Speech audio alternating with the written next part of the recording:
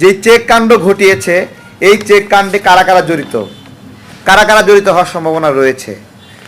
যদি ক্ষমতার দিক থেকে আসি আমরা, এই সময়ে ডিসির বিষয়ে সুপারিশ করার অধিকার কার আছে? ছাত্রদের প্রতিনিধি হিসেবে যে উপদেষ্টারা আছে তাদের সবচেয়ে ক্ষমতা বেশি। এরপরে ক্ষমতার দিক থেকে চিন্তা যদি করেন, এরপরে ক্ষমতা কার বেশি? এরপরে ক্ষমতা বেশি হলো আপনার আসিফ নজরুল স্যারের, তাই নয়? এরপরে পাশাপাশি আর ক্ষমতা আছে কার এই ডিসিগুলো নিয়োগ দেওয়ার ক্ষেত্রে? আপনার ছাত্রদের পক্ষ থেকে নিয়োগ পাওয়া মাহফুজ সাহেবের, যে প্রধান উপদেষ্টার সহকারী, তাদের ক্ষমতা আছে। আর কার ক্ষমতা আছে এই ডিসিগুলো নিয়োগ দেওয়ার ক্ষেত্রে? সার্জিস আলম, হাসনাত আব্দুল্লাহদের ক্ষমতা রয়েছে। তাহলে এই ক্ষমতাদের ব্যক্তিদের কাণ্ডই হলো এই চেক কাণ্ড কিনা আমি জিজ্ঞাসা করছি, তাই না? এবং এটা তো ছোট্ট একটা ঘটনা, একটা বের হয়েছে। আপনারা কি মনে করেন এই ধরনের লেনদেন কোনো পাগলেও চেকে লেনদেন করবে? হ্যাঁ, চেকে লেনদেন করবে এগুলো? এই একটা ভুল হয়েছে, ধরা খাইছে একটা চেকেই। তো এই চেকের মতো করে আরও কত ক্যাশ টাকার লেনদেন হয়েছে তার কোনো ঠিক আছে? তাহলে এরা কাগজে কলমে প্রমাণিত হলো চাঁদাবাজ, আর চাঁদাবাজ বানাচ্ছে জামাত বিএনপিকে। সপ্তাহখানেক আগে আপনাদেরকে আমি বলেছিলাম যে ডিসি নিয়োগে, সচিব আমলা নিয়োগে হাজার হাজার কোটি টাকা লেনদেন হচ্ছে। আজকে আংশিক প্রমাণ আপনারা পাইলেন যে এই চেক যেটা ভাইরাল হলো সেখানে 3 কোটি টাকা দেখা যাচ্ছে। এই 3 কোটি টাকার মধ্যে 50 লাখ টাকা তারা কম্প্রোমাইজ করে ক্যাশ করেছে, বাকিটা ক্যাশ করতে পারে নাই। কারণ দুশ্চিন্তায় আছে এই ডিসি যারা নিয়োগ পাইছে তাদের পদ আবার উল্টাপাল্টা হয়ে যায় কেন। আমাদের যে জায়গায় শঙ্কা ছিল যে এই সরকারের আমলেও দুর্নীতি হচ্ছে কিনা, লুটপাট হচ্ছে কিনা। জাস্ট সদ্য গঠন করা একটা সরকারের প্রতিনিধিরা কিভাবে চুরিচামারি করছে আপনারা দেখছেন। আমি বলেছিলাম যে ডাকসু অফিস থেকে এখানে সমন্বয়করা বসে আছে, তারা টাকা লেনদেন করছে। আজকে এই চেকগুলো সেই দুর্নীতির একটা আংশিক, মানে এইটা সেই টাইটানিক সিনেমার বরফের মতো, যে উপরে একটু বরফ দেখা যাচ্ছে কিন্তু নিচে তার প্রায় 20 গুণ বরফ বের হয়ে আছে। তো এই সরকারের যারা দায়িত্বশীল তাদের কাদেরকে এখন পর্যন্ত গ্রেপ্তার করা হলো? আমি জানি না এখনও কাউকে গ্রেপ্তার করা হয়েছে কিনা এই ঘটনার ফলে।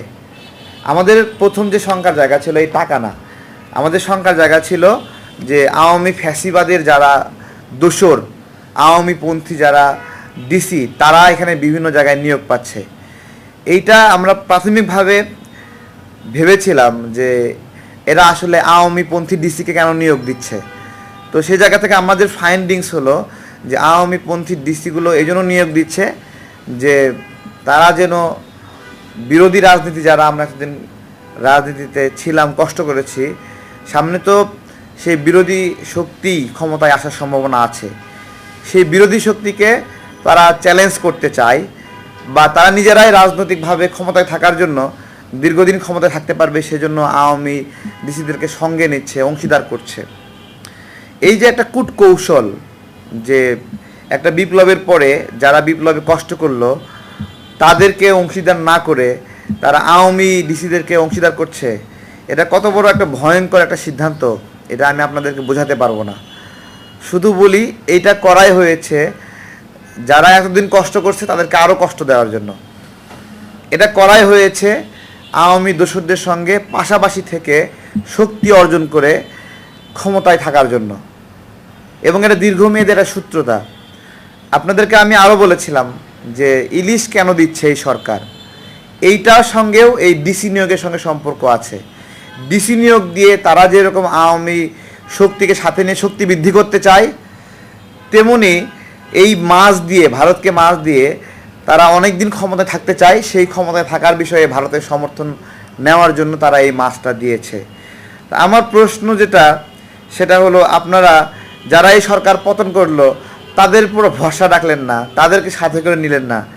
এই যে সরকার গঠন করছে, এই সরকারে বাম, তারপরে হলো সুশীল, আমলা সবই আছে, শুধু দেখবেন সরকার বিরোধী রাজনীতিতে যারা সক্রিয় ছিল তারা কেউ নাই।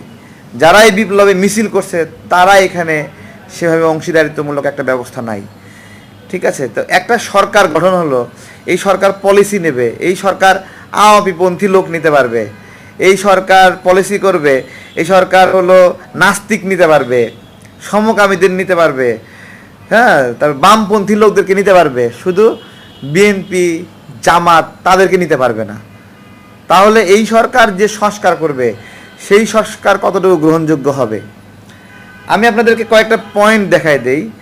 যেমন গতকালকে যে প্রেস ব্রিফিং করেছে, এই প্রেস ব্রিফিংয়ের মধ্যে জেন্ডার বিষয়ক বেশ কিছু আইন করার বিষয়ে তারা ইঙ্গিত দিয়েছে।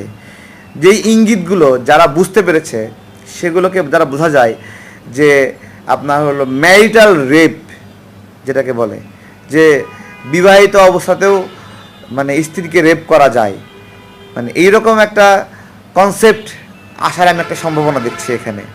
জেন্ডার বিষয়ে যে নিপীড়নের একটা থিঙ্কিংয়ে আইনে দিয়েছে। তারপরে এখানে আপনার হলো ট্রান্সজেন্ডারের যে বিষয়টি, এই আইনের দ্বারা ট্রান্সজেন্ডারকে প্রমোট করার সুযোগ আছে, যে আইনটা তারা ইয়ে করছে।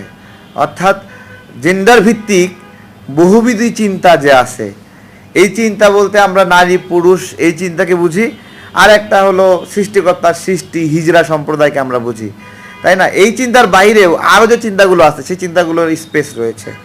তো আমরা এই যখন সার্বিক একটা সাম্যক সংস্কার বিষয়ক আমরা পূর্বাভাস দেখতে পাচ্ছি, সেগুলো কিন্তু আমাদেরকে দুশ্চিন্তায় ফেলছে এবং বলছে, এটা বলতে ইচ্ছা হচ্ছে যে এদের এই ধরনের সংস্কার করার অধিকার নাই, এরা এই ধরনের সংস্কার করতে পারে না। এবং এই সংস্কারের জন্য যে লোকবল দরকার, ব্যাকআপ দরকার, সেই ব্যাকআপ যদি তারা নিতে হয় তাহলে আন্দোলনে যারা অংশগ্রহণ করছে তাদেরকে যেহেতু তারা নিচ্ছে না, তাহলে কাদেরকে নেবে? তাহলে ওই আওয়ামী ঘরানার মানুষদেরকে নিতে হবে। আমি ধিক্কার জানাই এই কমিটিতে বিধান রঞ্জন রায়ের মতো একজন আওয়ামী ফ্যাসিবাদের সুবিধাবাদী ব্যক্তিকে উপদেষ্টা করায়। তিনি আওয়ামী লীগের সময়ে শেখ হাসিনা তাকে মানসিক হাসপাতালের মানে পরিচালক হিসেবে নিয়োগ দিয়েছেন। শেখ হাসিনা পিক আপ করেছে, এই সরকারও তাকে পিক আপ করলো, এটাই হলো আমরা দেখতে পারলাম। পাশাপাশি সুপ্রদীপ চাকমা, যার কারণে এখন পাহাড় অস্থিতিশীল, যার নীতির কারণে, সেই সুপ্রদীপ চাকমাকে শেখ হাসিনা পার্বত্য উন্নয়ন বোর্ডের প্রধান করে নিয়োগ দিয়েছে। সেই সুপ্রদীপ চাকমাকেও এখন কেন আবার নিয়োগ দেওয়া হলো? পাহাড় বিষয়ে অভিজ্ঞ কেউ নাই নিয়োগ দেওয়ার মতো। এই বিষয়গুলো আমাদের মধ্যে শঙ্কা তৈরি করেছে এবং আমরা দেখছি তারা দীর্ঘদিন ক্ষমতায় থাকতে চায় জনগণের ম্যান্ডেট ছাড়া। আমার কথা হলো, জনগণের ম্যান্ডেট নিতে আপনাদের এত ভয় কেন? তাই না? জনগণ শেখ হাসিনার পতন ঘটিয়েছে, আপনারা সেই পতনের পরে কিছু মানুষ মিলে সরকার গঠন করলেন এবং এইখানে এই সরকার গঠনে এবং এই সরকার গঠনের পরেও রাজনৈতিক দলগুলোকে নিয়ে ক্ষমতা কেন্দ্রিক কোনো পরিকল্পনা হয় নাই, যে কিভাবে আপনারা নির্বাচন করতে চান সে বিষয়ে মতামত নেওয়া, পরামর্শ নেওয়া, এগুলো কোনো কিছু নেওয়া হয়নি। তাহলে সেই জায়গা থেকে আপনারা একটা চাইবেন ঐচ্ছিকভাবে যে 2 বছর থাকতে চান, 3 বছর থাকতে চান, 1 বছর থাকতে চান, এটা কি আপনাদের অধিকার আছে বা সেটাকে আপনারা পারবেন? আমি আপনাদেরকে বলি যে যত ক্ষমতাধরী আপনারা হন, শুধু স্মরণ করে দিতে চাই সেই ক্ষমতা শেখ হাসিনার ফ্যাসিবাদের চেয়ে বড় ক্ষমতা না আপনারা। তাহলে আপনারা কিভাবে এই দৃঢ়তা পান এই কাণ্ডগুলো ঘটানোর জন্য? যে চেক কাণ্ড ঘটিয়েছে, এই চেক কাণ্ডে কারা কারা জড়িত, কারা কারা জড়িত হওয়ার সম্ভাবনা রয়েছে? যদি ক্ষমতার দিক থেকে আসি আমরা, এই সময়ে ডিসির বিষয়ে সুপারিশ করার অধিকার কার আছে? ছাত্রদের প্রতিনিধি হিসেবে যে উপদেষ্টারা আছে তাদের সবচেয়ে ক্ষমতা বেশি। এরপরে ক্ষমতার দিক থেকে চিন্তা যদি করেন, এরপরে ক্ষমতা কার বেশি? এরপরে ক্ষমতা বেশি হলো আপনার আসিফ নজরুল স্যারের, তাই নয়? তার এরপরে পাশাপাশি আর ক্ষমতা আছে কার এই ডিসিগুলো নিয়োগ দেওয়ার ক্ষেত্রে?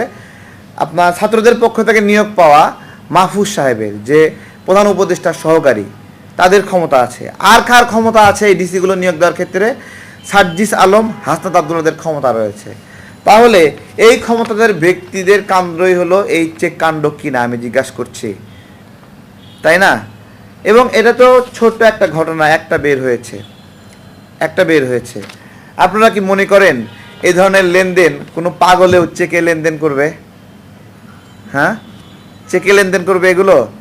এই একটা ভুল হয়েছে, ধরা খাইছে একটা চেকেই। তো এই চেকের মতো করে আরও কত ক্যাশ টাকা লেনদেন হয়েছে তার কোনো ঠিক আছে?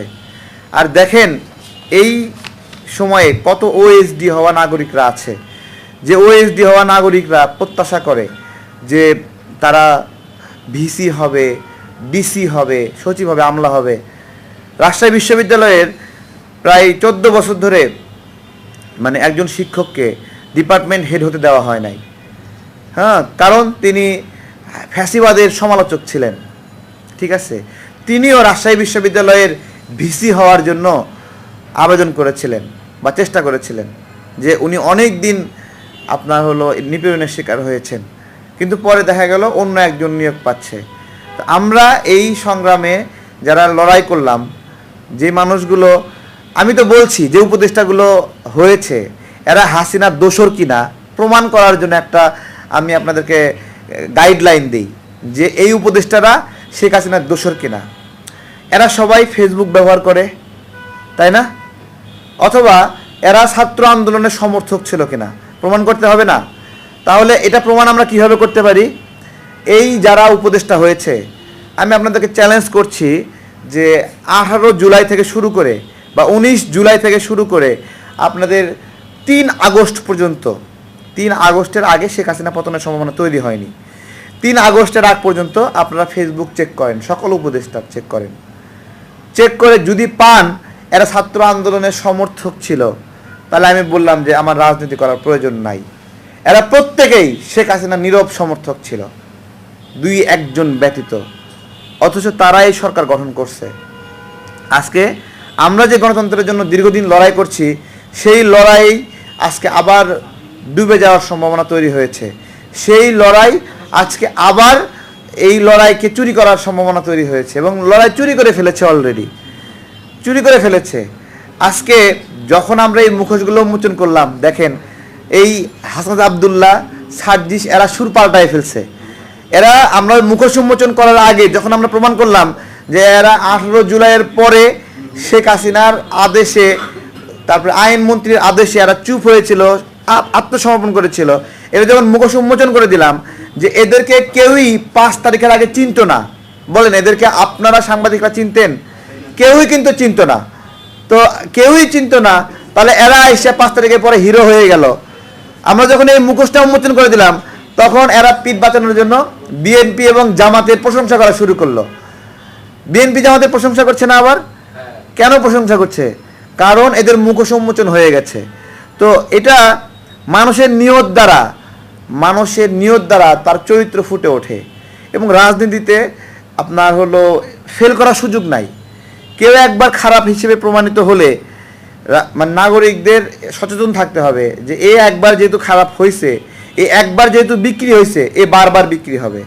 এই হাসনাত এবং সার্জিসরা ডিসিশন নিয়ে ফেলেছিল কিভাবে, যে এরা বিএনপি জামাত সহ আমরা যারা বিরোধী রাজনীতি করেছি দীর্ঘদিন, তাদের বিরুদ্ধে আলাদা একটা রাজনৈতিক প্রক্রিয়া করবে, এবং এই রাজনৈতিক প্রক্রিয়া করার জন্য তাদের সিদ্ধান্ত কি, মানে আমরা তো আমাদের দল ভেঙে ওদের সঙ্গে গিয়ে যুক্ত হব না, তাহলে ওদের সঙ্গে কারা যুক্ত হওয়ার সম্ভাবনা রয়েছে? যেহেতু আওয়ামী লীগ রাজনীতি করার সুযোগ পাচ্ছে না, তো আওয়ামী লীগ পিঠ বাঁচানোর জন্য তাদের সঙ্গে এসে যুক্ত হবে, এবং তাদের একটা সেফ জায়গা। এটাকেও তারা জেনে বুঝে নিয়েছে যে তারা আওয়ামী লীগকে ছাড়া আর কাউকে সাথে পাবে না। এই জায়গা থেকে, এই অবজারভেশন থেকে তারা আওয়ামী লীগকে সাথে করে নিয়ে ফেলেছে, যার কারণেই এরা আওয়ামী লীগ নেতাকর্মীর বাসায় গিয়ে মিটিংগুলো আয়োজন করছে। খুবই ভয়ঙ্কর বিষয়। তো যখন দেখলো যে আসলে বাংলাদেশের প্রত্যেকটি জায়গা তো আমাদের নিয়ন্ত্রণে আছে, রাজনৈতিক দলগুলো নিয়ন্ত্রণে আছে, যখন দেখলো যে সারা দেশের মানুষগুলো মানে আরে ভাই জেলখানায় যে মানুষগুলো জেলে গেছে, সবাই স্লোগান দিচ্ছে শেখ হাসিনার বিরুদ্ধে, নিপীড়িত সবাই স্লোগান দিচ্ছে জিয়ার সৈনিক বলে, তাহলে ওই মানুষগুলো কি এই হাসনাত আবদুল্লাদের, এটা একটা আন্দোলনের মধ্যে সবাই গিয়ে একসঙ্গে হই হই রই রই করে একটা বিষয়। আর হলো মানে যখন তারা সিদ্ধান্ত নিয়ে ফেলতেছে যে আওয়ামী লীগকে সাথে করে নিয়ে চলবে, আওয়ামী লীগ ডিসিগুলোকে তারা কাজে লাগাবে, তাই না? এই যে চাঁদপুরে যে ডিসি, হ্যাঁ, এই ডিসি তো আওয়ামী লীগের ডিসি, তাই না? এই ডিসিকে সাথে করে নিয়েই কিন্তু বিএনপির মঞ্জু ভাইকে কালার করছে এই হাসনাত আবদুল্লাহরা ত্রাণ বিষয়ে। নোয়াখালীর ডিসিকে সাথে করে নিয়ে কিন্তু বিএনপি নেতাকে ত্রাণ চোর বানাইছে, ত্রাণ ছিনতাইকারী বানাইছে। তাহলে এরা তো আওয়ামী লীগের ডিসি, এরা তো সবসময় চেষ্টা করবে এই কাজগুলো করার। এগুলো সচেতন থাকতে হবে ভাইয়েরা। এখন আমরা চিনে ফেলেছি এদেরকে, জেনে ফেলেছে এদেরকে আর নতুন করে স্পেস দেওয়ার সুযোগ নাই। আমি শুধু আশ্বস্ত করছি, এরা আন্দোলনটা এই ফ্যাসিবাদের কাছে বিক্রি করে দিয়েছিল, ঠিক আছে? তো এই মানে তো রাষ্ট্রটা কাদের হাতে থাকবে? যারা আত্মসমর্পণকারী তাদের হাতে, নাকি এই বিপ্লবে যারা রক্ত দিল তাদের হাতে, যারা গুলিবিদ্ধ হলো তাদের হাতে? দেখেন, আহতরা সবাই গিয়ে বলছে না যে আমাদেরকে কোনো সমন্বয়ক দেখতে আসে নাই, আপনারা সেগুলো রেকর্ড করছেন না, তাই না? তাহলে ওরা আহতদের চিকিৎসা সেবা নিশ্চিত না কইরা, এমনও নিউজ হয়েছে না এখনও দুই চোখে 8টা গুলি, এরকম নিউজ হয়েছে না, তাই না? তাহলে এগুলো বাদ দিয়ে, চিকিৎসা বাদ দিয়ে, ভাই আমাদের হাতে তো পাবলিক টাকা দেবে না, আমাদের হাতে তো উপদেষ্টার সাথে সম্পর্ক নাই, তাই না? এই সম্পর্ক যে সমন্বয়কগুলো তারাই লেনদেন করতেছে, তো তারা এই সভা সমাবেশগুলো করার জন্য টাকা পয়সা বের করতে পারতেছে, আর চিকিৎসা করার জন্য বের করতে পারছে না। একজনকে সিঙ্গাপুরে যেতে হলো, পিনাকি দাদা তাকে ফেসবুকে পোস্ট করে তার জন্য কয়েক লক্ষ টাকা সংগ্রহ করে দিল। কেন সে তুলতে হবে? সে টাকা কেন তুলতে হবে? কেন এখানে শত শত কোটি টাকা আসে না এই চিকিৎসা বাবদ? আসে না? তাহলে কেন তুলতে হলো? এই উপদেষ্টারা বিভিন্ন জায়গায় বিদেশ সফরে যাচ্ছে, এই যে সিঙ্গাপুরে গেছে স্বাস্থ্য উপদেষ্টা, তাই না? সে স্বাস্থ্য উপদেষ্টা হয়ে যেতে পারলো সিঙ্গাপুরে, একটা রুগীকেও নিতে পারলো না। এগুলো আজকে খুবই আমি নিন্দা জানাচ্ছি, শেষে আবারও নিন্দা জানাচ্ছি। এই চেকগুলো ঘটনা তদন্ত করতে হবে। এই চেকটা এখানে একজন ব্যবসায়ীর আর কি এটা চেকছে, ওই সচিবরা আমরা অনেক ঘাগুমাল, ওরা তো এগুলো বুঝেন। আর এগুলো ডিলগুলো হয় এইভাবে যে তোমার জেলায় আমি ডিসি হিসেবে নিয়োগ নেব, তুমি আমাকে ইনভেস্ট করো, ঠিক আছে, তোমাকে 6 মাসে দ্বিগুণ দিব, এরকমভাবে নিয়োগ হয়। এবং এই চেকটাও সেম একই হয়েছে, যে 3 কোটি টাকা দিয়ে বা 10 কোটি টাকা দিয়ে একটা ডিসি নিয়োগ পাচ্ছে, ও কি ওই জেলায় গিয়ে সেবা দেবে নাকি চাঁদাবাজি শুরু করবে বলেন? তাহলে যে সমন্বয়করা এই ডিসিকে নিয়োগ দিল 10 কোটি টাকা দিয়া, সেই সমন্বয়করা চাঁদাবাজি করলো না? ওই এলাকায় গিয়ে চাঁদাবাজ জন্ম দিল না? ওই ডিসি চাঁদাবাজি করবে না? তাহলে এরা কাগজে কলমে প্রমাণিত হলো চাঁদাবাজ, আর চাঁদাবাজ বানাচ্ছে জামাত বিএনপিকে, তাই না? এগুলো কি বলবো, ডাকসুতে বসে বসে চাঁদাবাজি চলতেছে। আসতেছে একজন ভিকটিম আসতেছে, টাকার বিনিময়ে ফোন দেওয়াচ্ছে, সমস্যার সমাধান হয়ে যাচ্ছে। দরবেশ বাবারা বসে আছে, হ্যাঁ, যে কুলকুল বলতেছে আর হয়ে যাচ্ছে সব, বুঝতে পারছেন? এই যে চেক কাণ্ড দেখেন, এগুলো এইভাবে যদি হয় তাহলে ক্ষতিগ্রস্ত মানুষগুলো নিয়োগ পাবে না। আবদার জানাচ্ছি, আমি আসিফ নজরুল স্যারের দৃষ্টি আকর্ষণ করছি, তারপরে সমন্বয়ক যারা আছে তাদের দৃষ্টি আকর্ষণ করছি।